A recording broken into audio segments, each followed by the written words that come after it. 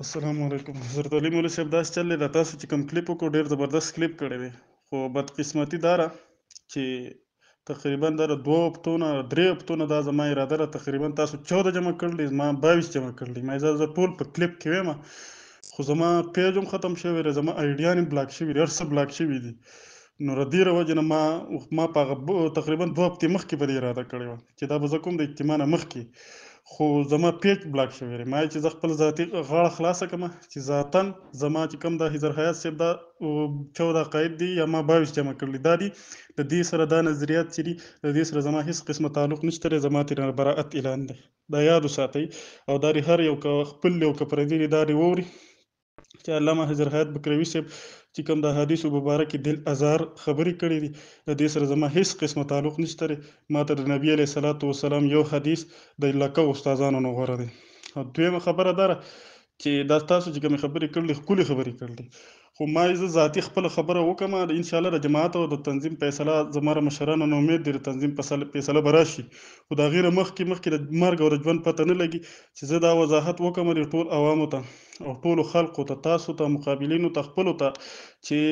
دا چې کوم نظریات دي، زه اگر چې شاګرد یم سید علي خاکسار، زه پخپله اگر چې شاګرد یم، خو د دغې عقایدو د دغې نظریاتو سره زما ذاتاً هېڅ تعلق نشته دی. مخکې مې مخالفت کړی دی، اوس هم علی الاعلان مخالفت کوم. په میډیا به مې کړی، خو زما خپل پیج نشته دی، خپل آی ډي نشته دی، او په میډیا مې 2 هفتې مخکې اراده وه او دا ما جمع کړي دي، خو زما سره آی ډي نشته دی، پیج هر څه خراب شوي دي. نو په دغه بنیاد باندې ما زه به تاسو ته میسیج وکړم چې خپله غاړه خلاصه کړم. علامه حضر حیات صاحب چې دغه 14 نظریات دي یا 22 دي، ما 22 جمع کړل، د دغې سره زما هېڅ تعلق نشته دی، زما ترې براءت اعلان دی. زما استاد د احترام په خپل ځای باندې، خو د نبي علیه صلات وسلام په حدیثو په مقابله کې منګه د یو حدیث په مقابله کې په لکه استادان هم نه منو. دویمه خبره دا ده چې د مرکز نوم استفتاء طلب شوې ده، په هغې کې هم هغو لیکلي چې د تحقیق او دارنګې د تدقیق په نوم باندې په بخاري شریف په مسلم شریف باندې رد کول دا د ضلالت کار دی. هغه هم ما میډیا ته پیش کړې وه، هغه هم ما سره شته، خو بدقسمتي دا ده چې دغه نشته دی، را سره پیج را سره نشته، آی ډي را سره نشته دی، او چې کله یې جوړه کړم ډایرکټ یې راله بلاکه کړي. نو په دغې وجه باندې ما چې زه تاسو ته دا میسیج وکړم. بله دا ده چې د شان وشا کشمیري رحمه الله زموږ د ټولو د علمای دیوبند سرخیل دی،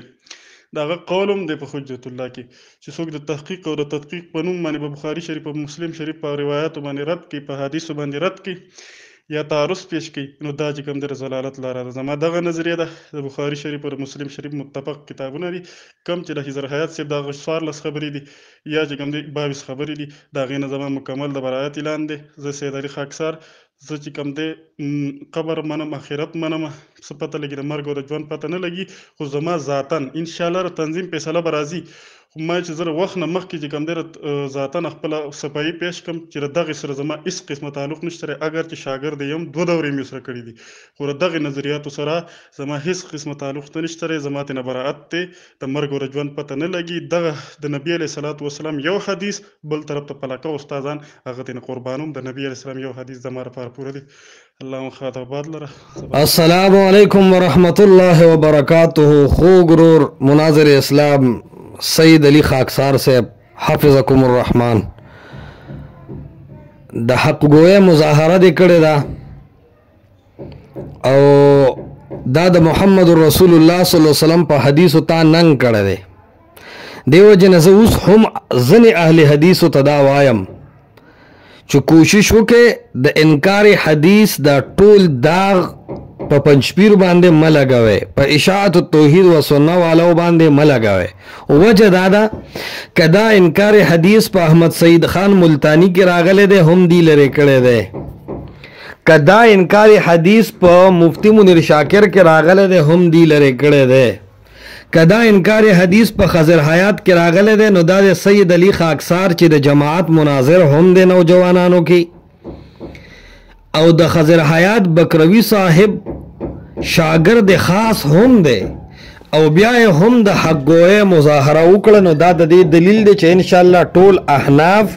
یا ټول دیوبندیان یا ټول پنځپیریان دا منکرین د احادیثو نه دي. اختلافات زموږ ستاسو په هزارو مسلو کې په هزارو طریقو په خپل ځای،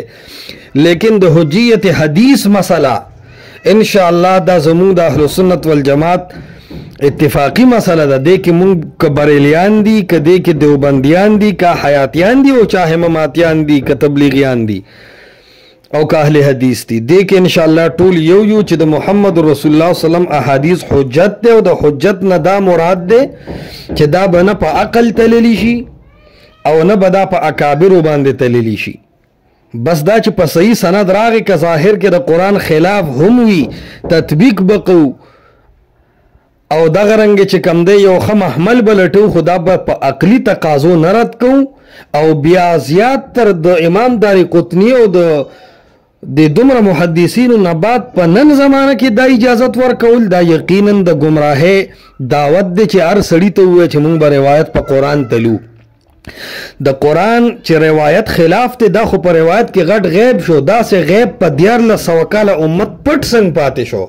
که په سند کې څه کمزوري او د یو راوي په حالاتو څه ناسه خبره په امت پټه پاتې شي عقل مني،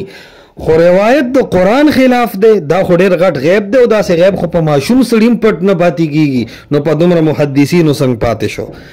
نو دا ستا د حق ګویه مظاهره کړې ده. الله تعالی دې تاله ډېره لویه ترقي درکړي او د محمد رسول الله صلی الله علیه وسلم په حدیثو د غیرت کړی دی، الله به عزت هم درکړي. اوس به ډېر خلک انشاءالله راځي میډیا ته چې هغه به د خضر حیات د دې نظریاتو نه بالکل براعت کوي،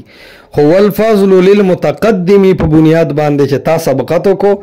الله تعالی به تعالی اجر درکړي. موږ خبرې کو داسې پوره علم الله ته دی چې د پنځپیر شورا هم د دې سړي د اخراج فیصله کوي او انشاءالله د دې ظالمانه نظریې او د احادیثو سره د دومره بې باکۍ به د اشاعت شورا قایل نه. مفتی توصیف صاحب خصوصا په دې کې مخکې هم لوی کردار ادا کړو د انکار حدیث په مسله کې. مونږ باندې لا سترګې پټې وې، مونږ د منیر شاکر تایید کوو دی ایستلی او انشاءالله اوس به هم د سستیانه کار نه اخلي. الله تعالی دې تاله ډېر اجر درکړي او زه ټولو اشاعتیانو ګلانو ته وایم چې په جرأت سره د رسول الله صلی الله علیه وسلم په حدیثو باندې د محبت مظاهره وکړي او کله براعت د دې منکرین حدیثو یا د منکرین حدیثو نه د متاثره خلکو نه براعت وکړي چې د دې فرویزي طبقې حوصلې وغورځېږي او په دې پوه شي